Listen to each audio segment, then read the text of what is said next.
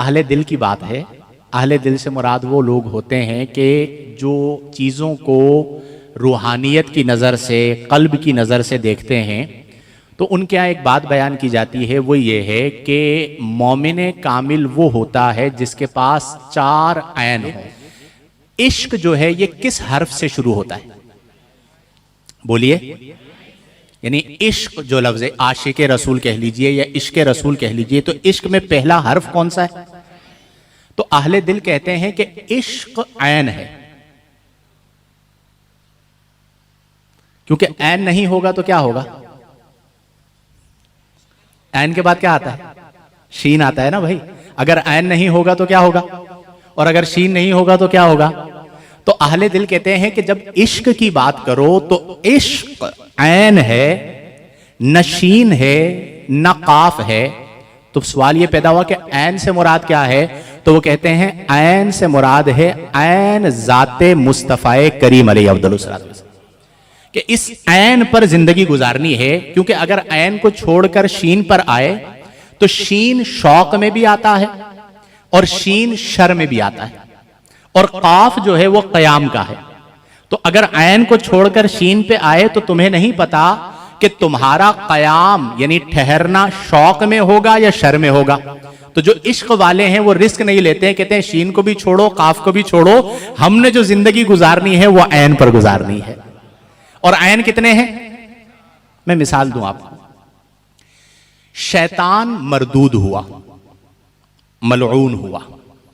وجہ کیا ہے؟ قرآن کہتا ہے ابا، اکڑا، واستکبرا، اور تکبر کیا، وکان من الکافرین، اور کافروں سے ہو گیا. کسی اہل دل سے پوچھا کہ شیطان کیوں مردود ہوا؟ تو انہوں نے فرمایا کہ شیطان اس لیے مردود ہوا کہ شیطان کے پاس 3 عین تھے. کتنے عین تھے؟ چاہیے کتنے ہوتے ہیں؟ پوچھا کیسے؟ کہا نمبر 1 شیطان عالم تھا. عالم کس سے آیا؟ نمبر 2 شیطان عابد تھا. کس سے آیا؟ نمبر 3 شیطان عارف تھا، معرفت رکھتا تھا اللہ کی. کتنے عین ہو گئے؟ اب اللہ نے فرمایا اسجدوا لآدم، حضرت آدم علیہ السلام کو سجدہ کرو. تو اہل دل کہتے ہیں کہ شیطان عالم تھا، عابد تھا، عارف تھا، اکڑ گیا کیونکہ وہ عاشق نہ تھا. کیا نہ تھا؟ آپ خود مجھے بتائیں، اگر عاشق ہوتا تو سجدہ کرتا یا نہ کرتا؟ تو کتنے عین ہو گئے؟ اب جو مومن کامل ہے اس کے پاس 4 عین ہونے چاہیے. تو اللہ نے ہمیں 4 عین عطا فرمائے. اور نبی کریم صلی اللہ علیہ وسلم کے جو ابتدائی خلفاء ہیں، جنہیں ہم خلفاء اربعہ کہتے ہیں، ان میں پہلے خلیفہ کون ہے؟ آپ کا نام کیا ہے؟ امام صاحب فرما رہے ہیں حضرت عبداللہ. کیا نام ہے؟